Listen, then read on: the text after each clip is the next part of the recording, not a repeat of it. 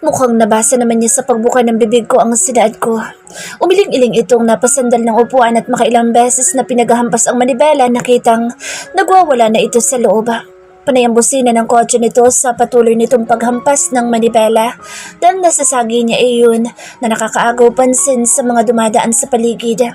Alam kong galit siya, na nasaktan siya, pero nakahanda akong harapin ang galit niya. Mapatawad niya lang ako. Handa akong tanggapin anuman ang parusa niya sa akin. Napapikit akong napatingala at hinayaan ang ulang malayang pumapatak sa mukha ko. Kasabay ng pagragasa ng luha ko at ang pagsilay ng mapait na ngiti sa mga labi ko. Napamulat ako na umandar ang kotse nito kaya taranta akong kinalampag itong muli na pilit pinapabuksan.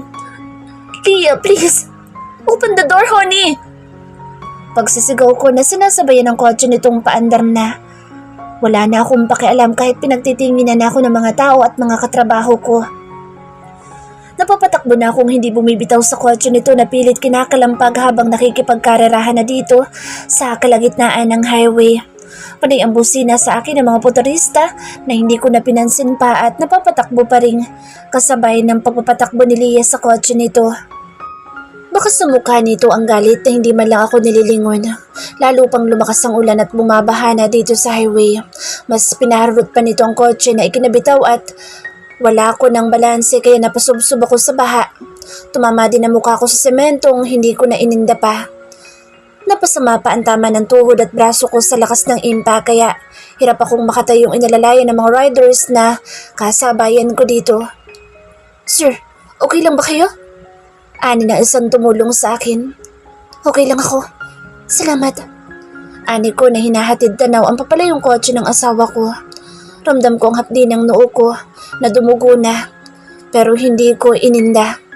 Tinapi ko sa balikat ang mga rider na tumulong sa akin bago tumawid ng highway at bumalik ng restaurant. Iika-ika akong patakbong nagtungo sa parking at agad na sumakay ng kotse ko na pinarot ko kahit kasagsagan ng baha. Panay ang hampas ko sa manibela dahil naipit na ako sa traffic dala ng baha. Shit! Panay ang mura ko at sabunod sa ulo ng hindi ko dala ang cellphone ko kaya hindi ko matawagan ng asawa ko. Lakad takbo akong pumasok ng lobby ng aming condominium ni Leah. Nakita ko naman sa parking lot ang kotse nito kaya nakatitiyak akong nakauwi na ito. Sobrang bilis ng puso ko at hindi na alintana ang itsura kong parang basang sisiw na nanginginig na sa lamig. Dala ng pagkakaulan ko at pagkakalublob lang naman sa baha. Pagkabukas ko ng pinto ng unit namin ay patakbo ako nagtungo ng silid. Pero dahil basa ako at ang sapatos ko ay nadulas akong napasama ng bagsak ang likod, balakang at ulo sa sahig na ikinaikot ng paningin ko. Namimilipit ako napadaing at dahan-dahang tumayong sa buong ulo kong dumugo sa lakas ng pagkakauntog nito. Nahihilo akong dahan-dahang naglakad na iika-ikang halos matumba na sa pag-ikot ng paningin ko. Leah, honey, please. Open the door. Nangihinang pakiusap ko na pilit pinipihit ang saradura dahil nilak nito iyon sa loob. Halos sumara na ang mga mata ko sa halo-halong nararamdaman ko. Kumikirot na ang ulo kong tila sa sabog na. Napatuloy sa pagtulo ang dugo mula sa noo kong tumama kanina sa semento sa kalsada at sa likod nito sa pagkakauntog ko sa sahig. Ramdam ko rin ang panginginig ng katawan kong nangihina na at nilalamig na hindi ko alintana dahil pinakamahalaga sa akin ngayon ay ang masuyo ang asawa ko. Leah, please. Nanghihina akong napaluhod sa puwang ulo kong napakakirot. Namimigat na ang paghinga at talukap ng mga mata ko kasabay ng unti-unting pagbigay ng katawan kong tuluyang bumagsak sa sahig. Mapait akong napangiti nang masilayan ang pagbukas ng pinto. Alex? Oh God! Bulalas nito sa tono na nag-aalala. Tumulo ang luha ko habang nakapikit at naramdaman ang pagdalo sa akin ng asawa kong niyakap ako sa ulo at mariing humalik sa noo ko. Leah! Nanginginig ang boses na pagtawag ko dito. I'm here, honey. I'm sorry. Umihigbing saan nito na panay ang halik sa mukha ko. Stay, honey. Stay with me. Nangihinang pakiusap ko. Mas sumigpit naman ang pagkakayakap nito sa akin habang nakasalo ito sa ulo ko at dahan-dahang itinayo. Kahit babae siya ay hindi matawaran ng angkin niyang lakas na para lang akong magaang papel na halos bitbitin lang nitong ipinasok ng silid namin. Nakahinga ako ng maluwag nang mailapat na ang likod ko sa couch at hinayaan itong isa-isang hinubad ang kasuotan kong basang-basa at napakarumi na. Kahit gusto kong magmulat ng mga mata para mapagmasdan itong kasalukuyang pinupunasan ako ng face towel at maligamgam na tubig, ay hindi ko na maimulat ang namimigad kong mga talukap, kaya pinapakaramdaman na lamang ito. Matapos ako nitong malinisan mula ulo hanggang paa ay binihisan na ako nitong ikinagaan bahagya ng loob ko sa panginginig. Panay ang malulutong nitong pagmumura habang nililinis ang sugat ko sa noo at likod ng ulo ko. Maging sa tuhod kong napakahapdi rin na mukhang nagasgasan din at sa braso kong tila nabali na sa pagkakasubsob ko kanina sa kalsadang lubog pa sa baha. Mayapay muli ako nitong kinarga na parang paslit lang at inilipat sa kama. Lumundo ang tabi ko, kasabay ng paghila nito sa comforter na itinabing sa nanginginig kong katawan hanggang leeg at ang pagpapauna nito sa akin sa braso nitong niyakap at ikinulong ako sa bisig nito. Napangiti akong napaungol dala ng init ng katawan nitong nakakaibsan ng panginginig ko. I'm sorry, honey. Rest now. I'll take care of you. I love you, honey. Mga katagang ikinatulo ng luha ko bago tuluyang nagpatangay sa matinding antok at yakap nito.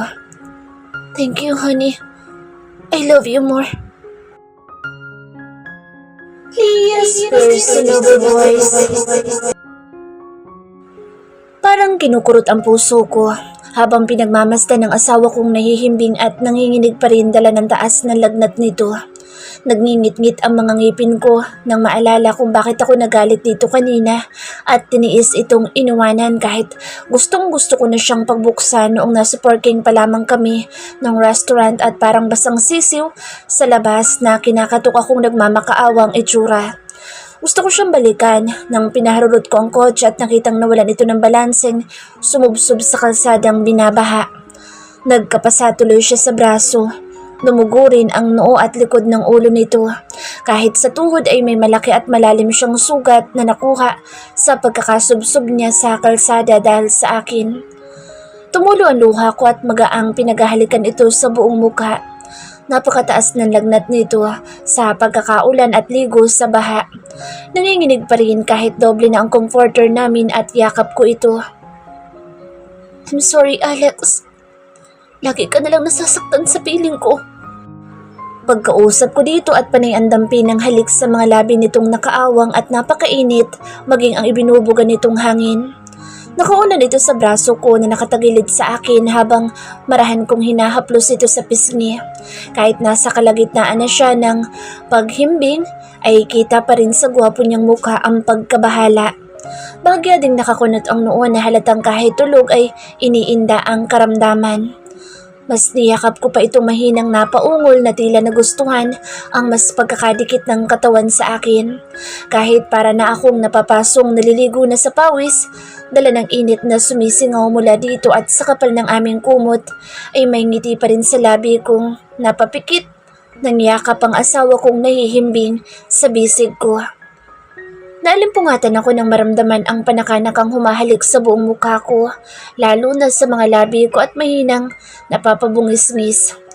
Napapangiti na lamang ako sa isip-isip ko at hinahayaan itong nagnanakaw na naman ng halik. Napakahilig, nakawan akong akala mo naman ay ipinagdadamot ko ang mga labi kong ipahalik dito kapag gising na ako. Salamat, honey. Huwag ka na magalit sa akin. Alam mo namang ikaw lang ang gusto ko. Ang mahal ko. Wala nang iba. Parang hinahaplos ang puso ko sa mahinang isinaad nito na sapat lang para marinig ko dahil magkatabi at harap pa rin naman kami. Ramdam ko ang matigas nitong braso na siyang kinauunanan ko na ngayon. Hindi na rin ito mainit na mukhang bumaba na ang lagnat. Marahan ako nitong hinahaplos sa pisngi na panay ang halik na ikinatutuwa ng puso ko. Kahit paano'y na burang parang bula ang hinanakit at galit ko, sana abutan sa opisina nito. Pag-resignin ko na talaga siya sa trabaho. Buisit na Christian iyon. Tatabasan ko ang nguso niya sa paglalakas loob na halikan ng asawa ko. Makikita niya kung ano at sino ang binabangga niya. Tutugisin ko at ililihis lahat ng taong pilit kaming sinisira ng asawa ko. Hindi ako makapapayag na may makasisira sa amin, kahit sino pa man ito. Akin si Alex, akin lang ang asawa ko. Nakahanda akong pumatay kung kinakailangan para lang makapamuhay kami ng tahimik at masaya. Walang sino man ang makapaghihiwalay sa amin ng asawa ko. Akmang babango na ito nang hinila ko at mas nagsumiksik sa dibdib nitong ikinatigil nito, pero kalaunay natuwa itong mas niyakap ako na ikinangiti ko. Honey? Nagugutom ka na? Ipagluluto sana kita. Malambing na saad nito. Napaangat ako ng mukha at iminulat ang isang matang ikinabungis-gis nito na napahaplos sa ulo ko. Maaliwalas na ang mukha nito, hindi tulad kanina. Napasalat ako sa leeg at noon nito at nakahinga ng maluwag nang bumaba na nga ang lagnat nito. Magaling na ako, honey. Siyempre, the best kaya ang napakagandang nurse kong nangalaga sa akin. Nakangiting saad nito na ikinasubsob ko sa dibdib nito para itago ang ngiti at pamumula ng mukha ko. Sanay naman na ako na pinupuri ng mga tao, pero ibang-iba ang dating sa puso ko kapag galing kay Alex ang papuri. Kahit simpleng pagpuri lang nito sa akin na maganda ako, ay nakikiliti ang puso kong napapairit sa loob na kilig na kilig. Mahal ko na nga ang Montesilio na ito. Mahal na mahal. Kinikilig ba ang misis ko? Tudyo nito na sumusundot-sundot sa tagiliran kong ikinaiiktad at tawa ko habang nakasubsob pa rin sa dibdib nito. Hindi Kaila ko na pigil-pigil ang sariling mapahalakhak. Alex! Hantang mana! Panay ang halakak at pagpupumiglas ko sa ilalim nito nang pinagpalit ang pwesto namin at buong bigat akong dinaganan na panay ang kiliti sa bewang at maging kilikili ko. Kaya maging ito'y napapahalakak na rin na tuwang-tuwa na kinikiliti akong walang kalaban-laban sa ilalim nito. Hinihingal akong pinaningkitan ito na napakalapad pa ng ngiting nakatunghay sa akin habang nasa bewang ko pa rin ang mga kamay. Napahaplos ako sa mukha nitong mataman kong pinakatititigan sa kanyang mga matang nagniningning na nakatutok din sa mga mata ko. I love you, honey. Napangiti akong iniyapos ang kamay sa batok nitong mas hinila palapit sa mukha ko na hinayaan lang naman ito. I love you too, hon. Lalong lumapad ang ngiti nitong akmang mga halik nang iiwas ko ang mukha ko kaya sa leeg ko ito napasubsob na ikinatawa ko. Honey naman. Pagrereklamo nitong parang batang napapanguso. Napailing akong ininuso ang banyo. Magsipilyo ka doon. Akala mo yata ay nakalimutan ko ng humalikas treasure na creature na yun. Mahawa pa ako sa bad breath nun. Pagmamaldit akong ikinakamot pa nito sa kilay at napipilitang bumangon mula sa pagkakadagan sa akin. Honey, hindi ko siya hinalikan. Siya itong humalik sa akin. Anong pinagkaiba nun Pareho lang man lumapat ang mga labi niyo sa isa't isa. Nakataas kilay kong tanong na ikinangiwi nito. Huwag ka na ulit magpapahalik dun, Alex. Sinasabi ko sa'yo, pasasabugin ko ang bungo ng treasure na iyon. Madiim pagbabanta ko na ikinaputla nito pero pilit pa rin naman itong ngumiti na tumango-tango. Opo, iniisip ko na nga mag-resign ng trabaho. Nahihiya lang ako kay Kate dahil in-offer niya ang posisyon na iyon sa akin. Napahinga ako ng malalim. Mabuti naman at naisipan na rin itong mag-resign ng kanyang trabaho. Mukhang siya na mismo ang umiiwas sa mga babaeng lantarang nagpapakita ng motibo sa kanya. Nagbago na nga siya. Hindi na siya ang playboy na Alex na dati kong nakilala. Ngayon tuminutino na rin ang kumag na ito. Huwag ka nang mahiya dun. Wala naman siya nun Natatawang saad ko na ikinabungis-gis din ito at muling sumampa ng kama na sumubsob sa leeg ko. Puro kakalokohan. Ingos dito na pinisilan tungkin ng ilong ko. Nalimpungatan akong ramdam ang panlalamig sa paligid. Kinaba ko ang comforter at nangunot noo na wala akong makapa kundi manipis na tela at kay tigas ng hinihigaan ko. Napabalikwas akong napaupo at parang nabuhusan ng tubig sa nabungaran. Nanginig ang buong katawan at nilukob ng kakaibang takot at kaba nang mapasadahan ang buong lugar. Kasabay ng pagbabalik ng bangungot mula sa nakaraan na pilit ko nang binubura sa isipan ko. Hindi. Hindi. Gising niya. Binabangungot ka.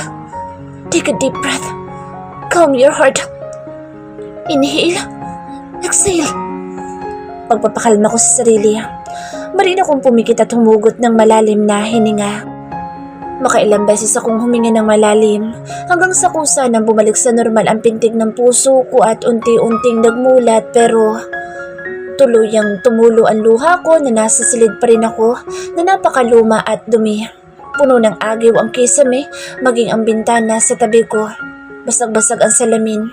Napatingin ako sa kinahihigaan at lalong napahagulhol na nasa semento akong puno ng alikabok at tanging manipis na scarf lang ang nakatabing sa katawan kong nakapantulog lang.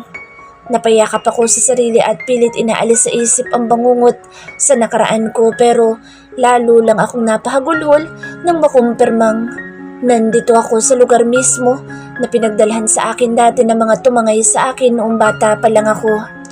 Nalalamig akong nanginginig ang katawan.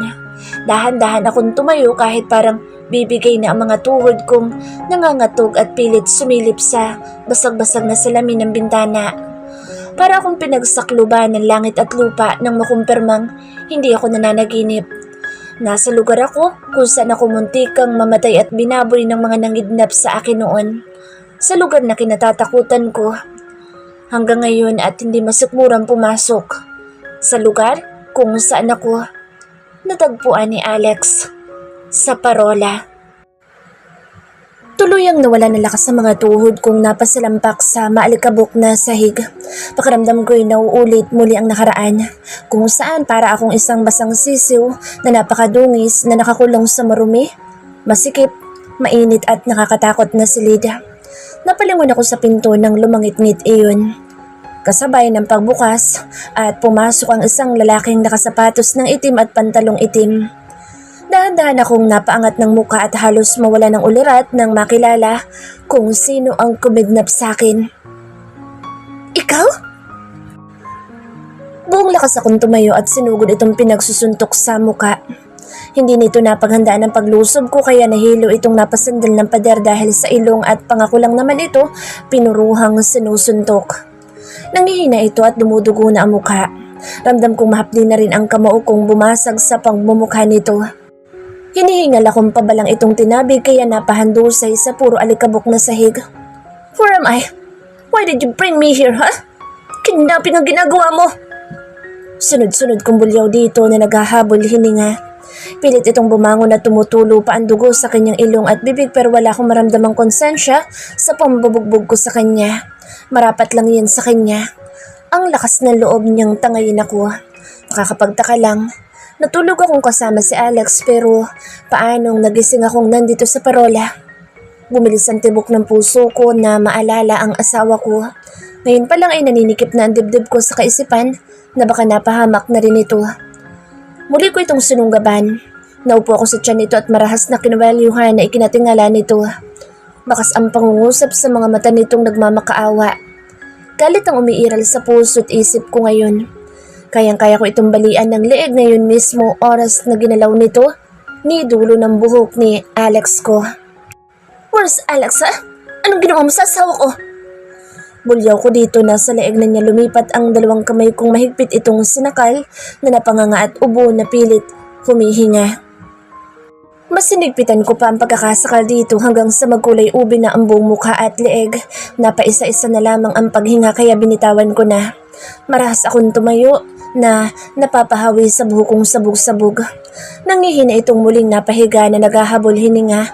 Hawak ang leeg na namumula at bumakat ang marka ng kamay kong sumakal dito. Lumabas ako ng silid at napanganga nang bumungad sa akin ng ilang batalyong kalalakihan na may mga dalang mahabang barila. Sabay-sabay pa silang napalingon sa akin habang nakahawak sa mga baril nilang nakasabit sa kanilang balikat. Napaatras ako. Oo, magaling ako makipaglaban. One-on-one man o sa barilan pero wala akong baril.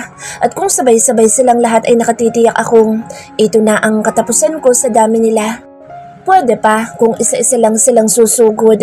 Masasabi kong mairaraos ko ito. Napapalunok akong pilit kinakalma ang puso ko. Pinatapang ko ang itsura at walang emosyong nakipagtitigan sa mga ito na tila mga sundalo, ang tindig at pagkakatayo ng tuwid na tuwid. Inilagay ko sa likuran ko ang kamay ko. Lihim ako napapangisi na pinindot ang emergency button sa smartwatch kong suot para magpasaklolo sa mga kaibigan kong konektado sa mga suot nilang smartwatch.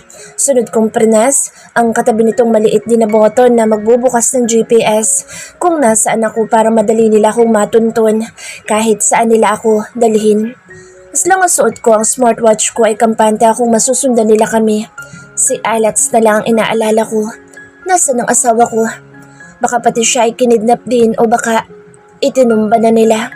Napakuyom ako ng kamao nang muling bumalik sa silid na pinanggalingan ko at naabutan si Gio na nakaupo sa sahig at nakangisi sa akin. Mukhang nakabawi-bawi sa pambubugbog at pananakal ko sa kanya. Pabalang ko itong hinaklit sa kwelyo at itinayo. Nakangisi lang naman itong hinahayaan ako. Nasaan ang asawa ko? Madiing asiko na nalilisik ang mga mata dito. Napakabit-balikat lang naman ito. Nasaan ang asawa ko? Bulyaw ko na tinuhod ito ng pagkalakas-lakas. Shit! Impit nitong daing na napasa po sa alaga at kita ang pagbalatay sa mukha nito ng sakit na tila nabasag na ang mga itlog nitong ikinangising demonyo ko. At dahan-dahang naglakad palapit dito na napapaatras at tiklop ng mga hitang sa po ang pagkalalaki. Huling tanong, Gio. Nasaan? Si Alex. Mading tanong ko na napasandal na ito sa maruming pader. Nasa po pa rin ang alaga. Malay ko. Ikaw lang nasa unit nyo nang makapasok kami. Hinihingal at kabadong sagot nito.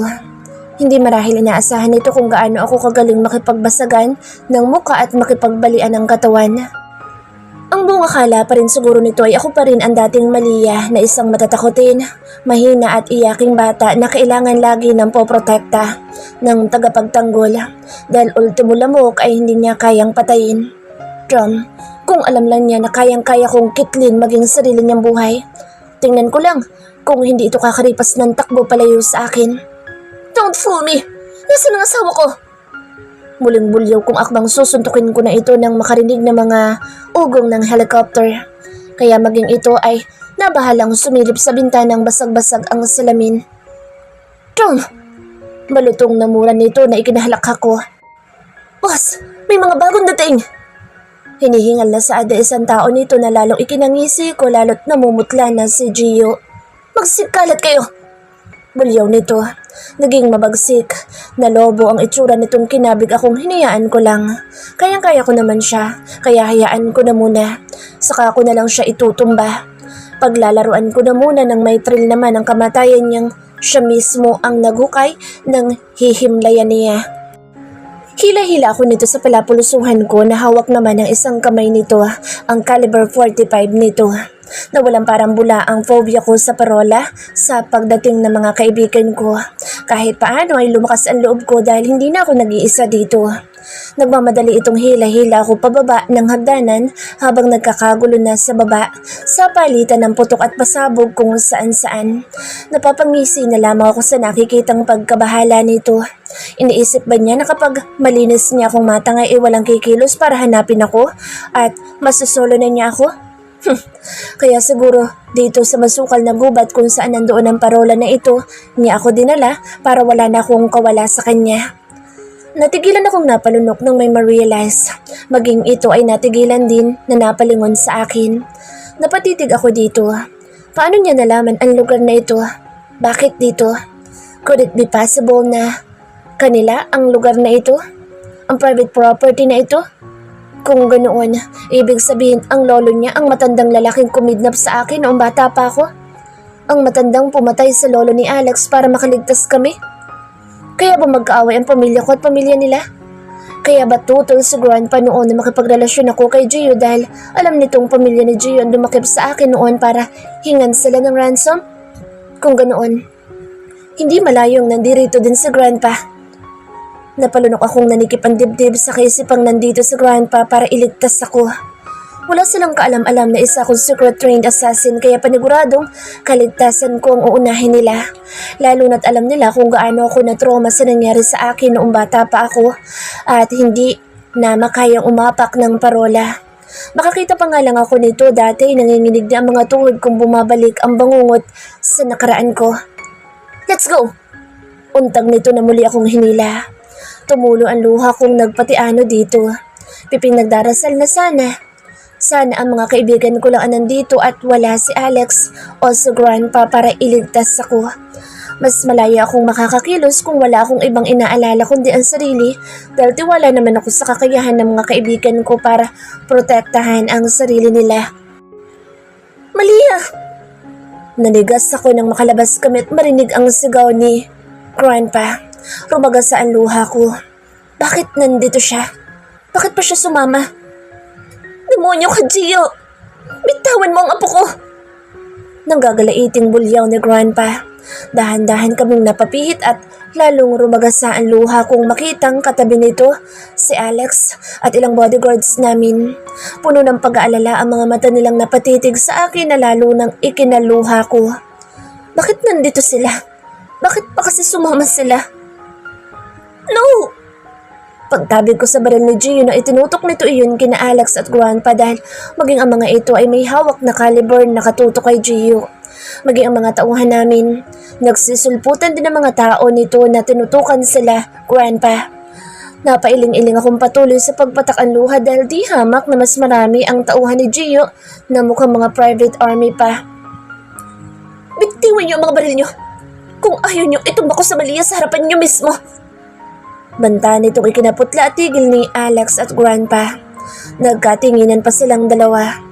Maya pa'y isa-isang nagsitumbahan ng maraming tauhan nito na binaril ng kung sinong ikinatigil nito. Napangisi na lamang ako. Nandito sila. Kahit hindi ko pa sila nakikita ay alam na alam ko kung paano gumalaw ang mga itong kapwa ko, trained assassin. Ang mga baliw na iyon. Bakit nila hinayaang mapasama dito si Alex at Grandpa? Naalarma itong niyakap akong ginawa kong bulletproof nito na sumakal sa leeg ko ang braso at muling nakipagtutukan ng baril kina Grandpa at Alex habang unti-unti na siyang nauubusan ng mga tauhang kahit napapakubli ay isa-isa pa ring nagbabagsakan. Paniguradong pinalilibutan kami nila Kate, Jessica, Karina, Danica at Erica kaya walang saysay kahit magkubli ang mga ito dahil nakaposisyon na ang mga The Fierce Ladies para iligtas ang dumakip sa akin. Sumuko ka na, Gio. Hindi ko hahayaang makuha mo ang asawa ko. Napalabi ako sa tapang at buong-buong boss ni Alex. You wish, Montesilio. Hindi ko ipauubaya si Malia sa iyo. Magkamatayan na tayo. Bulyaw nito. Naligas ako ng walang pasabing kinalabit nito ang gatilyo at natamaan sa Grandpa dahil itinulak nito si Alex kaya siya ang sumalo sa balang para sa asawa ko. Grandpa! Akmang tatakbo ako nang haklitin ako nito at mabilis na nahila sa masukal na kagubatan. Kasunod ang ilang tao pa rin nito na nakikipagbarilan sa mga sumusunod sa aming tauhan ni Grandpa. Para kung nawala sa sarili na napapasunod dito na panay ang luha sa nangyaring pagkakabaril kay Grandpa. Natigilan ito nang marating namin na isang bangin. Ito yun. Yung bangin kung saan kami nahulog ni Alex noong mga bata pa kami. Stop! Mr. Stanford! Sumuko ka na! Bulyaw ni Kate na ikinapihit namin. Mapait ako napangiti na ngayon nandirito na silang 5 na nakatutok kay Gio ang mga hawak nilang sniper rifle. Mga naka-all black sila mula sa boots, fitted pants, long sleeve, mask at cap. Who are you? Ani Gio na ikinailing lang ng 5 at walang pasabing pinagbabaril ang iilang tao nito sa isang iglap. Nanigas ito sa bilis kumilos ng mga kaibigan ko at sa iglap lang ay mag-isa na ito. Dahan-dahan itong napapaatras habang hostage pa rin ako nitong nakayapos ang braso sa leeg ko at nakatutok sa mga kaharap ang dalang baril. Put your gun down! Motordan nitong utos na itinutok ang baril sa ulo ko. Mabilis namang ibinaba ng mga kaibigan ko ang kanilang mga baril na nagtaas ng kamay na tila sumusuko sa takot na makalabit ni Gio ang gatilyo. Gio! Biglang sumulpod si Alex na puro dugo na paniguradong galing kay Grandpa ang mga iyon. Ako mang ibabaling nito kay Alex ang baril kaya nalarma akong tinabig iyon at pinilipit ang kamay nito. Pero dahil nasa gilid kami ng mataas na bangin ay nawalan ito ng balansa at kinabig ako kaya nahulog kami. Lia! Panabay na sigaw ng mga ito. Nanigas ako sa pagkakahulog nang biglang dumungaw si Kate na nagpahulog ding sinalo nila Jessica at Danica ang dalawang paa. Nagtaas ako ng kamay na hinablot nito kaya si Gio lang ang tuluyang nahulog sa baba. Shit! Ang bigat mo, Bonavista! Sigaw nito habang hinihila kaming pataas. Romeo, paano pa kaya kami Del Mundo? Sigaw din ni Jessica na siyang mag-isang humihila pataas sa isang paa ni Kate at si Danica naman sa kabila habang mahigpit na kaming nakahawak kamay sa isa't isa. Ngumisi pa itong kumindat habang hinihila kami pataas na ikinailing at mahinang tawa ko. Kaya napahalakak itong tila wala kami sa bingit ng kamatayan. Baliw talaga ito kaya maging ako'y lumuluwag na ang tornilyo sa utak. Honey! Napalabi ako nang biglang yumakap si Alex sa akin pagkahila nila sa amin. Napapahimas naman ang tatlo sa kanilang punong braso sa pagliligtas sa akin. Shh! Tahan-tahan. I'm safe now. Pero, bakit ka nandito, ha? Napunta sa bulyaw ang sanay pagpapatahan ko dito. Napalabi itong panay na ang ragasan ng luha. Nakonsensya naman akong pinahid ang luha nitong siniil ang mga labi nitong ikinatigil ng paghikbi nito. Ang iya naman mag-asawang to? Mang-inggit pa kayo? Malutong na napamura sa Erica na tinaasan ko ng middle finger kong ikinahalakhak ng mga ito. Hoy, tama na yan. Awat ni Karina na hinila na ako sa likod kaya napabitaw kami ni Alex na tatawa-tawa dahil hinila na rin ito ni Erica. Habang magkakaakbay na naiiling sina Jessica, Kate at Danica na parehong napapangwi sa pagkakapwersa ng mga braso nila para iligtas ako. Nanigas akong rumagasang muli ang luha at gagawang-gawang na naglakad palapit sa nakahandusay sa lupa na pinapalibutan ng mga tao namin. Napapailing akong parang tinakasan na ng bait. Naramdaman ko naman ang pag-alalay sa akin ng asawa ko habang ako'y walang kakurap-kurap na nakatitig sa katawang duguan at nakapikit na. Grandpa! Nanginginig ang basag kong boses na tinawag ito. Napaluhod ako sa ulo na nito na iniunan sa lap ko ang ulo. Pinahid ko ang dugong umagos sa bibig nito. Grandpa! Bakit baksin nandito ka, ha? Wake up, please. I'm safe now. Di nga ba gusto mong bigyan ka namin ng apo? Malapit na, Grandpa. Please. Fight for me. Umahagulhol kong pakiusap na niyakap ito sa ulo habang umahagulhol na rin niyakap ako ng asawa ko. Maging ang mga kaibigan ko'y pinalilibutan na sa Grandpa na chinecheck ang vital signs nito. Too late, Leah. He's gone. Ani Kate na lumuluha na rin. Nangihina ang mga itong napapalupasay ng lupa. No! This can't be. Come on, buddy. Save him.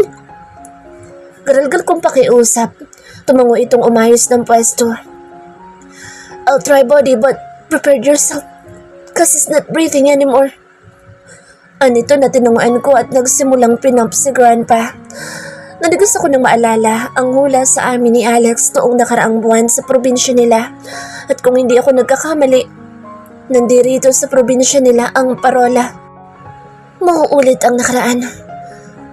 Mauulit ang nakaraan. Paulit-ulit na nagre-replay sa utak kong isinaad ng manghuhula na bumasa ng kapalaran namin ni Alex. Lalo ko napakaguluhol na umiling-iling. Hindi, Alex. Alex, yung hula sa atin. Naulit ang nakaraan. What do I do? Paano ko ipaalam? Wala na si Grandpa. May namatay na naman dahil sa pagliligtas sa akin.